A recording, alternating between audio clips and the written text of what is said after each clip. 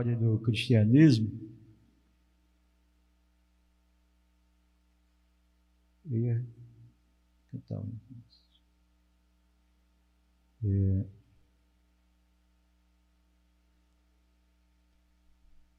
porque é algo importante nós compreendermos de onde vem a nossa fé e como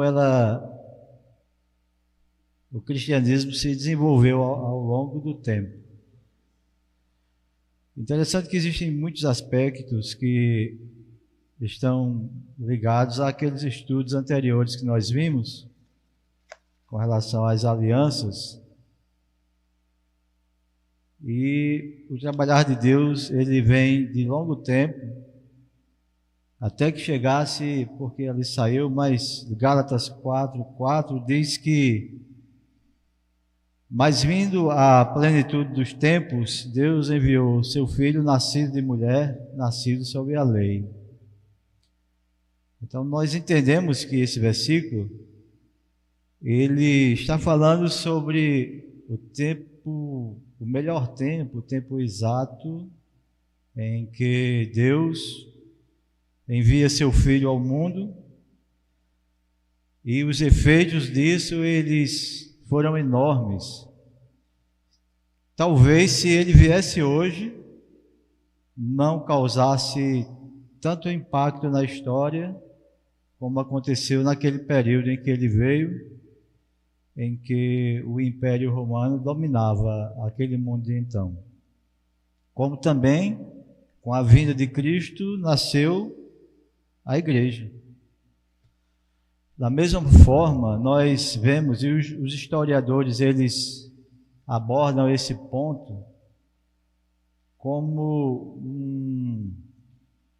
um acontecimento muito mais amplo, muito mais antigo, em que Deus trabalha para que ocorra a vinda de seu Filho, como também da igreja.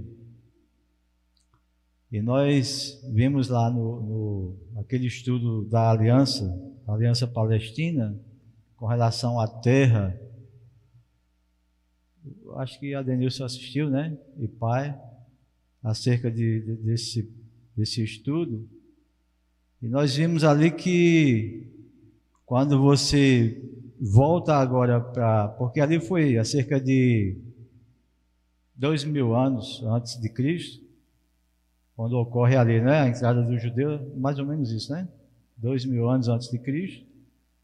E nós vimos que quando há a tomada daquela terra, e que Deus dá aquela terra para o povo de Israel, ela está localizada de uma forma tal, como nós vimos lá, em que ela se torna um pedaço de terra ali no centro, em que ela é vista por todo o mundo. Até hoje, a Palestina, ela está situada de uma forma tal, que chama a atenção por sua posição geográfica, porque é uma área de transição entre o Ocidente e o Oriente. E quando se inicia ali a igreja, justamente naquela terra da Palestina, onde está Israel hoje ali, quando se inicia ali, se dá início à igreja e à vinda de Cristo, né, lá em Atos 2, se dá início à igreja, nós vimos que vários fatores contribuíram para que houvesse a expansão do cristianismo. Nós também, nos estudos da aliança, nós vimos aquelas alianças que tinham caráter condicional, e que se os judeus obedecessem a Deus, eles permaneceriam na terra, e em caso de desobediência, eles seriam tirados da terra, mesmo sabendo que na aliança de Abraão existiam aspectos incondicionais, era uma aliança eterna, e por isso que eles voltariam à terra que Deus prometeu dar a Abraão e à sua descendência. Essa mesma terra é a terra onde nasce a igreja. E justamente aquele posicionamento geográfico ali é que vai contribuir para a expansão do Evangelho, porque é uma região que vai estar ali, que dá acesso a várias outras partes do mundo. E Deus trabalha, de certa forma, também de novo através das alianças. Nós vimos que a própria dispersão desse povo de Israel foi um fator que contribuiu em muito para a expansão do cristianismo. Veja como Deus trabalha, né? Na verdade, Israel se torna inimigo do cristianismo por causa de Cristo, em que eles acreditavam e ainda esperam um outro Messias, mas que Deus trabalhou com eles de forma que, com a dispersão deles, porque sofreram aquela dispersão ali a partir de Nabucodonosor, na Babilônia, por exemplo, a partir dali, mesmo quando eles tiveram liberdade, quando cessou aquele exílio, eles se espalharam por todas as nações de então. E hoje, até hoje, onde você olhar nesse mundo de hoje, tem um judeu em alguma parte do mundo, em algum país.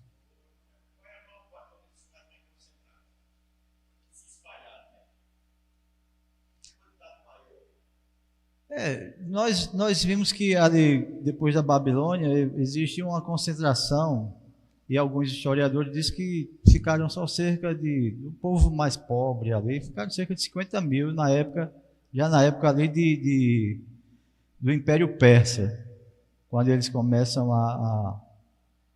quando começa ali a reconstrução do templo, né, com Esdras, não é isso? Como é? Por ali. Mas que a maior concentração tenha ficado ali mesmo. Mas que, na verdade, o que ficou foram só as pessoas de pouca assim, importância na sociedade.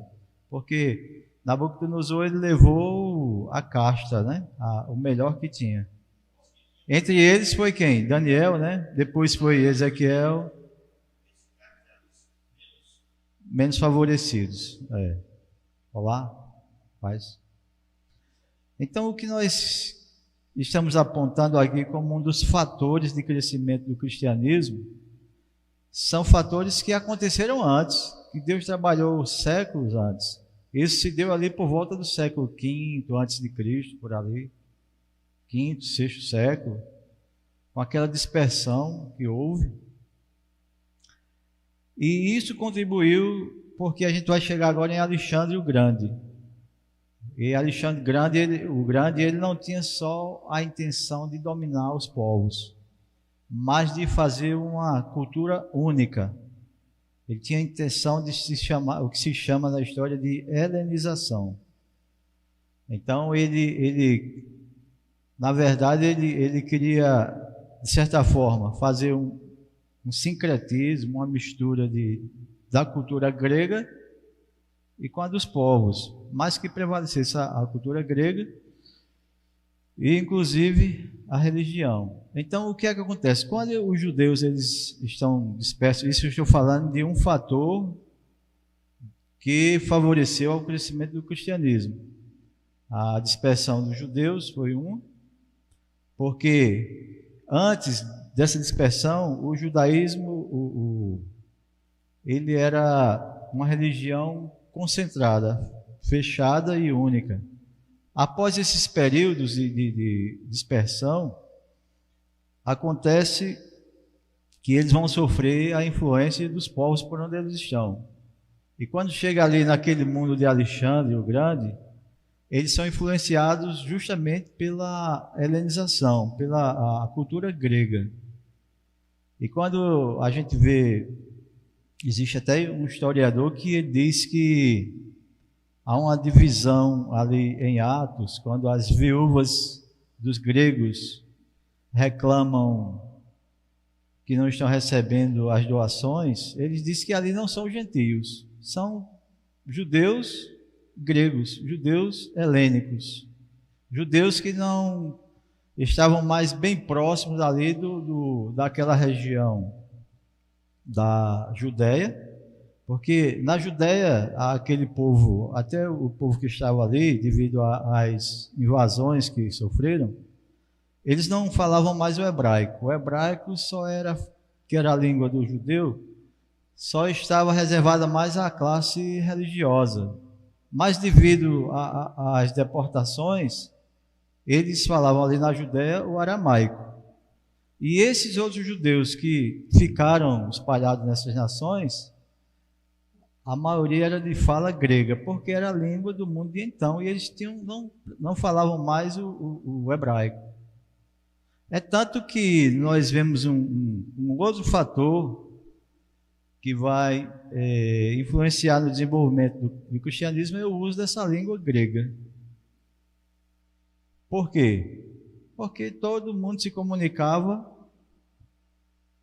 na língua grega, o grego koiné. É como se hoje nós tivéssemos assim um exemplo próximo de nós do inglês, né? O inglês é praticamente uma língua universal. Se você vai lá para o Japão, você não vai procurar aprender o japonês, que é muito difícil. Mas você pode se comunicar através do inglês. E em várias regiões do mundo é assim. Então, naquele período, essa língua era a língua universal daquele mundo. E então, por influência de Alexandre, foi tão forte o impacto que permanece até hoje em nossos dias, né? Embora a gente nem se aperceba disso, mas o nosso vocabulário é cheio da língua grega, não é? Psicologia, não é?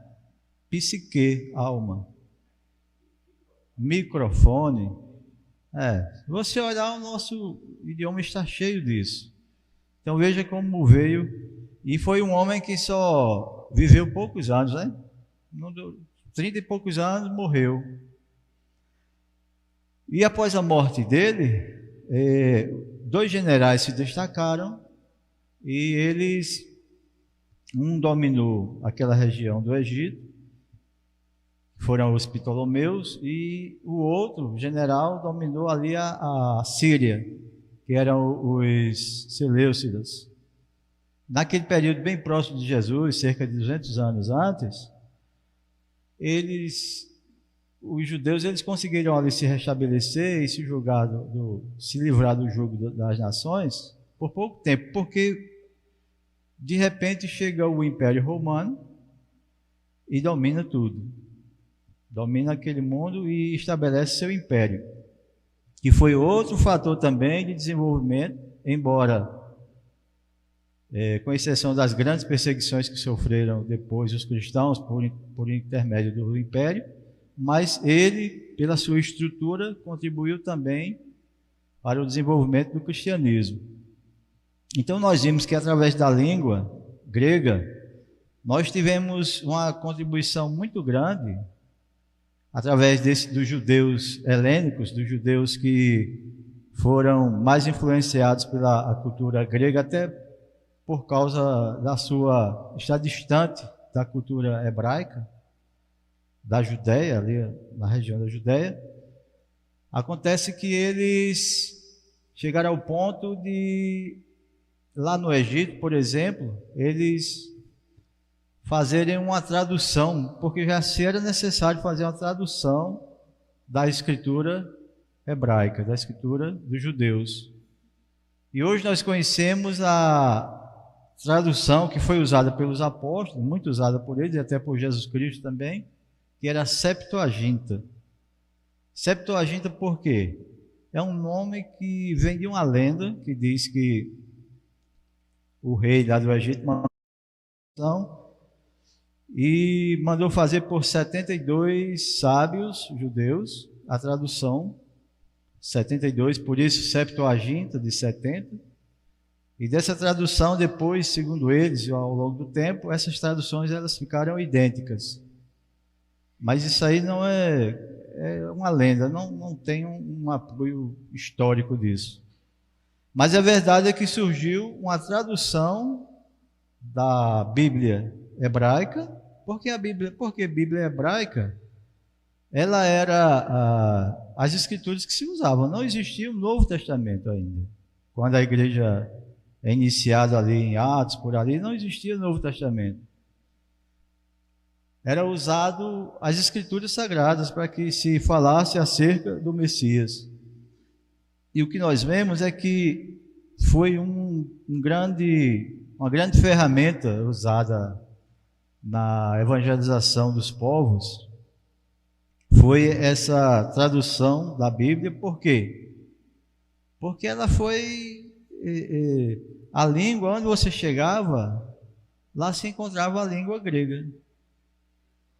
Os povos de então entendiam o grego. Até os romanos se comunicavam entre si na língua grega. Veja como foi muito forte isso. E foi um meio de expansão através da pregação do Evangelho. Outro fator importante que nós vimos ali foi até a própria filosofia grega, tirando os perigos da filosofia de Platão, mas ela também trouxe um ponto de contato com a pregação do Evangelho. Porque eles, por exemplo, a filosofia grega, ela criticava os deuses pagãos e dizia que eles eram obras, aqueles deuses que aquelas pessoas cultuavam eram fruto da imaginação deles, criação humana, e que eles eram mais perversos, mais imorais do que os próprios homens. Então isso, de certa forma, ajudou a comunicação do Evangelho. Já encontrou assim um campo já sedimentado, de certa forma, para que se falasse acerca de um Deus único, né? O que nós vemos também uma contribuição aí do judaísmo, da dispersão dos judeus, mais uma vez. Por quê? Porque onde tinha judeus espalhados por todo o mundo, eles anunciavam e as pessoas sabiam que eles criam nisso e tinham ouvido falar que eles criam num Deus único, né? E que também na religião deles, eles falavam de que existia uma redenção e que se fazia esse ato de redenção através de derramamento de sangue. Então, esses eram pontos de contato que tanto a cultura grega trouxe, como também a judaica, nesse sentido de quando o Evangelho chega, ele tem muitos pontos de contatos em que facilita o entendimento do Evangelho. Entendeu? Não era algo que você ia quebrar ainda a barreira, você ainda ia, né, bater de frente, não, porque eles já tinham um certo entendimento dessas coisas através da cultura judaica e do helenismo, que era a influência da cultura grega.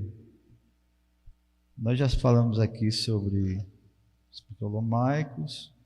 E veja só, desse período em que houve um domínio judaico, em que eles se livram ali cerca de 200 anos antes do advento de Cristo, aliás, do Império Romano vir dominar, eles houve um domínio dos macabeus, e já ali naquele período já havia também havido uma quebra do judaísmo. Então, dentro do judaísmo, nós já vimos até isso aqui, que haviam vários partidos dentro do judaísmo. E quando inicialmente o cristianismo vem, é considerado como também mais uma seita dentro do judaísmo. E por isso que nesse período aí, quando se instala o Império Romano e surge o cristianismo, não há de pronto uma perseguição com relação ao cristianismo, porque eles achavam que era mais um partido dentro do judaísmo, porque a igreja cristã nascente, ela é composta de quê? De judeus, né? ali da Judéia, e judeus que foram, de certa forma, helenizados, que sofreram influência da cultura grega. E nós vimos aí os fariseus, né, que eram aqueles que batalhavam mais pela estabilidade da religião, e eles se apegavam mais à lei, né, e criavam mais e mais regras para ver se sustentava o povo, né, e protegia mais o povo contra a influência que vinha de fora. Né? Quando a gente às vezes vê Cristo batendo de frente com eles sobre determinados aspectos, mas é porque eles deixaram o fator humano de lado, não é? E eles estavam tão apegados à lei que não estavam mais nem cuidando do ser humano em si, com esse tipo de proteção. De certa forma era uma proteção boa, né? Tinha tinha um caráter bom de proteger a influência de fora que vinha, e cada dia eles estavam criando mais regras dentro do judaísmo para se protegerem. Fala, Jesus. Como é? Possivelmente aramaico, né? Jesus Cristo fala todas as línguas, né? Ele quem criou, na verdade, todas as línguas. Mas ali na região da Galileia, possivelmente se falava mais o aramaico, porque o hebraico ele estava mais para rabinos, né, e pessoas religiosas. Já os judeus que foram dispersos por todo o mundo, eles falavam o grego, entende? Eu até cortei a minha conversa quando falei que o historiador aqui dá a entender que aqueles gregos lá de Atos, que reclamaram aquela questão das viúvas, né? Ali, os gregos ali, eles não estavam se referindo a gentios, mas a judeus helenizados. É tanto que ele mostra mais na frente que quando há uma perseguição por ocasião da morte de Estevão, os apóstolos ficam e não sofrem perseguição. Mas aqueles demais que fugiram, o escritor ele faz um entendimento que aqueles gregos que ali fala, e com relação àquelas viúvas, né, que estavam pedindo ajuda para elas, fossem judeus e não gentios, entendeu? Mas de judeus de fala grega. E por isso que a perseguição é sobre eles. E os demais permanecem ali, por quê? Na verdade, o judaísmo, ele ali naquela região da Judéia, ele tinha uma certa proteção do Império Romano, porque eles eram muito assim, tipo uma caixa de marimbondo, quando você mexesse com relação à religião. Qualquer coisa que fosse tentar introduzir ali, causava uma rebelião, um alvoroço muito grande e terminaria numa guerra.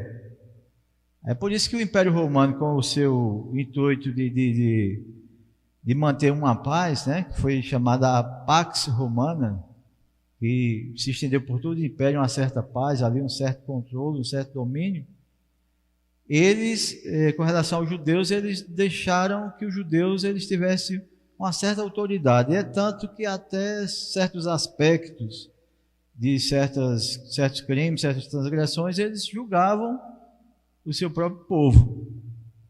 Entendeu? Então, o que nós vemos é que mais na frente o cristianismo ele vai se tornar uma religião chamada, eles denominaram de uma religião ilícita, que não era autorizada, quando o cristianismo vai se distinguindo do cristianismo, entende? A partir de algumas perseguições, por exemplo, aquela que acontece ali com Estevão, dali se disseminou uma grande perseguição a partir dali, né? Foi uma grande perseguição contra a igreja, né? E eles se dispersaram. Como é? Eu não estou entendendo. Sim. Não, não é substituir. É porque... Sim, sim. O cristianismo ele vai se distanciando, se distinguindo do judaísmo, corrigindo a fala, né? Isso. Porque até então, como nós vimos que existiam várias seitas, que eles chamavam de seitas, né? Que eram grupos distintos dentro do judaísmo, como os fariseus, que estavam mais apegados ao povo e à lei. Os fariseus. E os saduceus, eles pertenciam mais à classe aristocrática, e deles vinham a maioria dos sumos sacerdotes, e formavam o sinédrio, né? Que julgava o povo, as questões. E também existiam os zelotes, né? Que os zelotes eles eram nacionalistas e eles provocavam as revoltas armadas, né?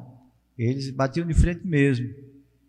É tanto que lá no ano 70, em 66 eles provocam uma revolta, e em 70 o general Tito vem e destrói o templo, né, e a cidade. Também antes disso, ali no período que Jesus Cristo era menino, lá em Atos fala daquela revolta. Quem fala é Gamaliel, né, o fariseu. Ele, quando diz assim, não vamos bater de frente com esse povo, porque se isso for um movimento de Deus, ninguém permanece. E se não for, desvanece, como aconteceu com Judas, né? Que foi um desses zelotes, né? Que naquele período provocou aquela revolta em que foram crucificados 2.000 judeus, naquele período. Entende? Também, que era o líder, né? Isso.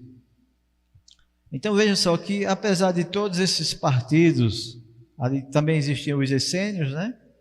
E possivelmente os escritos do Mar Morto advêm deles, que era mais uma casta separada e que não queria contato com o mundo externo. E criaram também algumas regras secretas, né? Que só era do conhecimento de quem pertencia àquele grupo. Mas nós vemos dois aspectos dentro do judaísmo que também contribuiu e se afinou com esse impulso do cristianismo. Que um dos aspectos que eles pregavam era o monoteísmo ético. O que é isso? Era a compreensão de que há um só Deus. Onde houvesse um judeu, ele ia falar disso. Só há um só Deus, nós deveríamos adorar. A esse Deus que ele requer um culto, né? Segundo está determinado nas Escrituras, e que esse Deus, ele quer que haja a prática da justiça entre os homens. Então isso era chamado o monoteísmo ético. Então, essa compreensão acerca desse Deus, né? Que quer que promova a justiça, né? E que seja cultuado conforme ele estabeleceu nas Escrituras, isso era difundido onde havia o judeu. De qualquer desses partidos, eles se afinavam nisso. Também existia outro ponto que era a esperança judaica. É o que nós vimos com relação ao reino, não é? Nós vimos os estudos das alianças, não é? O reino davídico, que vai vir o descendente, não é isso? Então eles têm ainda, hoje tem essa esperança, né? De escatológica, que o Messias virá e que Deus vai intervir na história e vai fazer com que a nação seja restaurada, não é? E que o mundo seja regido por esse rei escatológico que vem no final. Isso também, apesar das variantes, mas todo o grupo dentro do judaísmo cria nisso. E isso também ajudou na pregação do Evangelho, porque é o que nós cremos também, não é verdade? Está passando rápido. Salomão já quer se levantar. Então nós vimos que o judaísmo da dispersão contribuiu, não é isso? Nós vimos através dessas várias formas, né? O helenismo, que é a cultura que foi imposta pelo grego, o Alexandre, também contribuiu, na verdade, através da língua que todo mundo falava, ficou fácil de a gente se comunicar e falar sobre as grandezas de Deus, na verdade. As questões também da filosofia grega também ajudaram, né? Porque eles iam de encontro aos deuses pagãos, né? E diziam que era fruto da mente dos homens e que eram deuses mais perversos do que os homens, né?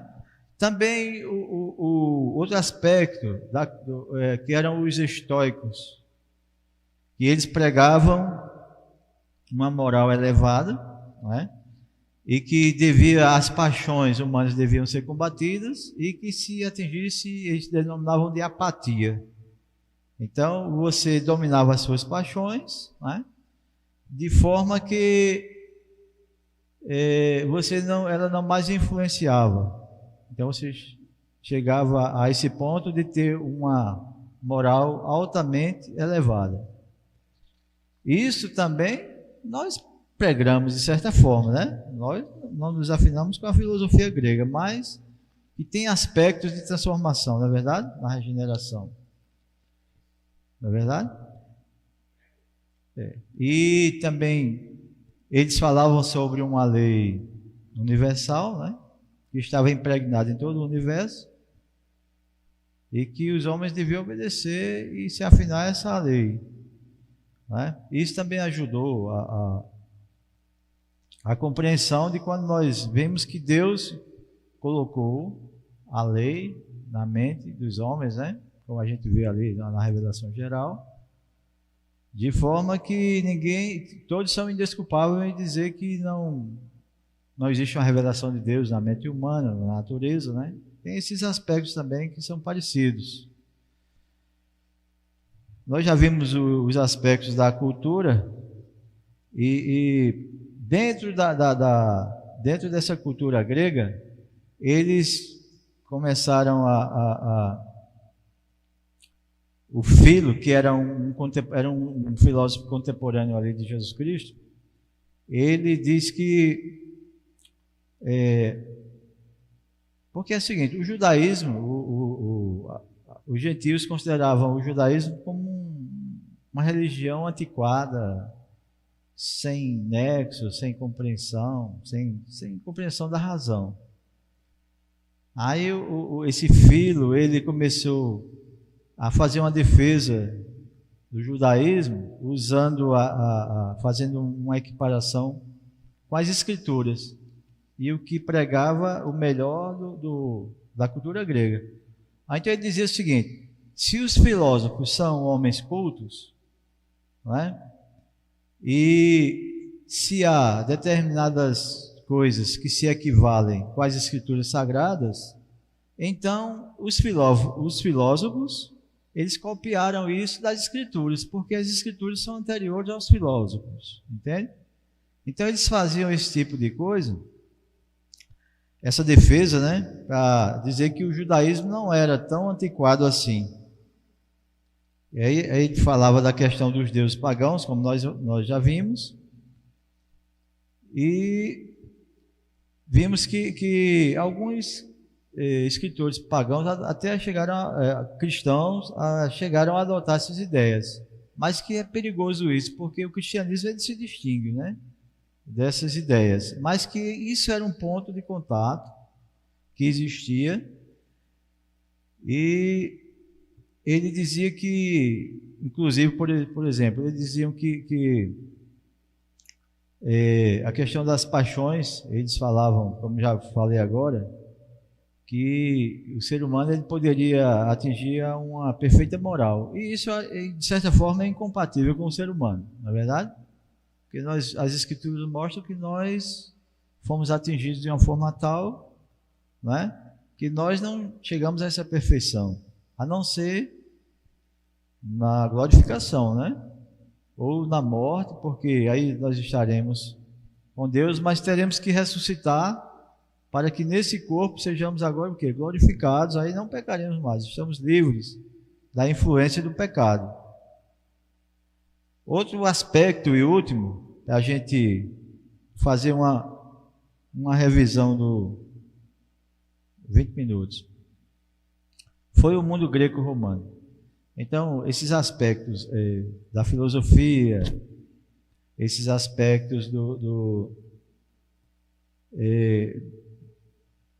Império Romano também contribuíram para a expansão do cristianismo. Nós vimos o quê? A diáspora, né? Que é a dispersão dos judeus, desde a Babilônia, que contribuiu até chegar à vinda de Cristo e a igreja nascente. Houve uma contribuição enorme disso, porque esses judeus, eles espalharam o que pregava a religião judaica por todo o mundo, e já foi um terreno mais, né, adubado para que quando o cristianismo chegasse, encontrasse uma maior aceitação nesses termos. E já tinham sido falados, as pessoas já tinham ouvido falar sobre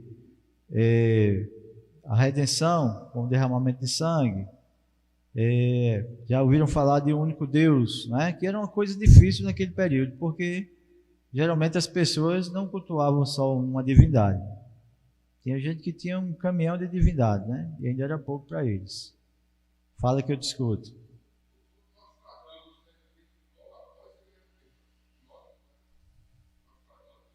É francês, não?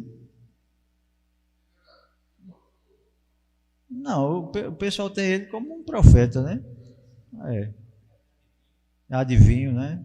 Ele fez predições, né? É extra bíblica. Então a contribuição que nós encontramos, embora o Império Romano foi o maior perseguidor, né, do cristianismo, houve uma perseguição interna por parte do judeu, não é? Devido a Jesus Cristo, né, o Messias. Nós sabemos que houve perseguição, por causa disso, porque os cristãos, eles afirmavam que o Jesus de Nazaré era o Messias do judeu, né? E isso causou grande revolta, grande problema para o cristianismo. Depois, esse mesmo Império Romano, quando ele nota a distinção que o cristianismo é distinto do judaísmo, né? Aí ele começa a perseguição por parte dos imperadores, entende? Até porque o cristão, ele tinha também uma esperança messiânica. E o que quer dizer uma esperança messiânica? É alguém que vem para esmagar o império. Então é um inimigo em potencial, né? Nesses termos E havia uma grande expansão, e isso assombrava. Muita gente se convertendo mesmo ao cristianismo. Então nós vemos que a estrutura implantada pelos romanos, essa estrutura proporcionou o avanço do cristianismo. Por quê? Nós vimos a Pax Romana, né, que trouxe tranquilidade dentro do império, em que você viajava tranquilamente pelaquela estrada romana, de um extremo ao outro do império, e ela era toda guarnecida por soldados do exército, e você caminhava tranquilamente sem maiores problemas de ser assaltado ou morto. Também nos mares ocorreu também essa Pax Romana. Nós vemos as diversas viagens que Paulo faz, né? As viagens a pé, as viagens missionárias. Muitos missionários tinham vocação para isso e foram mundo afora pregando o Evangelho. E uma coisa interessante é que quando Jesus Cristo diz assim, ide por todo o mundo, pregar o Evangelho a toda criatura, né? Mas lá não é esse trecho, é quando ele diz que eles comecem a pregar o Evangelho em Jerusalém, na Judéia, em Samaria e até os confins da terra, né? E nós vemos que ficou todo mundo ali, né? Todo mundo ali, até que vem a morte de Estevão, né? E se espalharam. De repente, Filipe está em Samaria pregando, né? E os outros, até o fim do mundo, né? A perseguição foi grande. Então, teve que haver uma perseguição para que eles se deslocassem para todo mundo, né? De então, ali. E nós vemos que essas coisas que havia como estrutura do Império Romano, a paz, as estradas, né, bem pavimentadas, ainda hoje existem aí restos de estradas romanas, né? Esse tempo todo ainda existe por aí, que serve como turismo, né? Outro ponto a se considerar era a uniformidade que existia ali da lei romana, por exemplo. Ela era uma lei uniforme para todo o império. E até nisso ajudava o cristianismo, porque os cristãos diziam, realmente deve existir uma lei só, e Deus instituiu uma lei só. Todos somos pecadores. Então era uma lei que estava sobre todo homem. E isso eram meios de se comunicar o Evangelho, né? De se dar o expansionismo através desses contatos que existiam. Pregou isso aqui. Então, esses fatores, eles ajudavam, além do posicionamento geográfico, porque aquela terra da Palestina, como nós vimos nos estudos anteriores, ela estava centralizada ali de uma forma tal de que quem se deslocava do Oriente para o Ocidente teria que passar por ali. E o Império Romano, ele era a internet da época. Tudo que acontecia no Império, era divulgado em todo o mundo. É por isso que Paulo queria, né, ir a Roma, né? O desejo dele era ir a Roma, porque chegando lá, expandia, né? E o que aconteceu foi isso, né? Soldados, pessoas da nobreza, muita gente mesmo ouviu o Evangelho, né? E foi transformado pelo Evangelho. E dali se expandiu para todo o mundo, né? E através, como existia essa centralidade ali, todos eram missionários. Pessoas comuns, escravos, todos eles, aonde iam, levavam essa mensagem. A guarda também, né? Muitos se converteram, né? Os da casa de César, né? Como diz o Novo Testamento. Então foram fatores que influenciaram o crescimento do cristianismo. E muitas vezes, nem nos apercebemos dessas coisas, como Deus agiu. Desde lá a Babilônia, né? Ele vem agindo, na verdade, desde quando ele promete a Abraão a terra. Essa terra que ele promete a Abraão é essa terra que nós estamos falando aqui, onde estava Israel, né? Onde está Israel ainda hoje, né? Então vem desde Abraão lá essa promessa. Deus, na sua sabedoria, já coloca ali, já vendo que o Evangelho vem para ali, que Jesus Cristo vem para ali, né? E dali se expandiu, e todo esse trabalhar era para que o Evangelho chegasse até você que está sentado aí. E você não sabe quantos testemunharam derramando o seu sangue, né?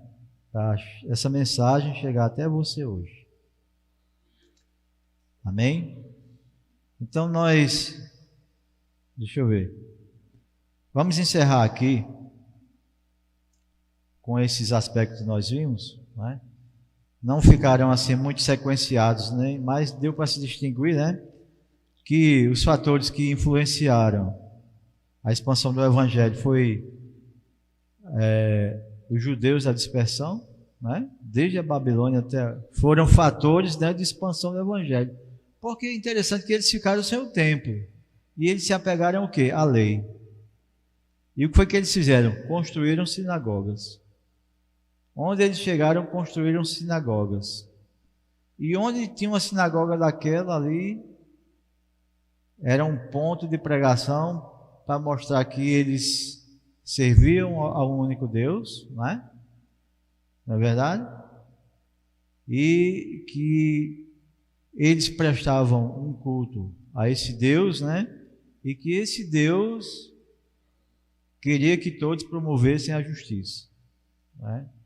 E isso foi espalhado por todas as nações. Quando o evangelho vem, ele já encontra esse terreno já, né?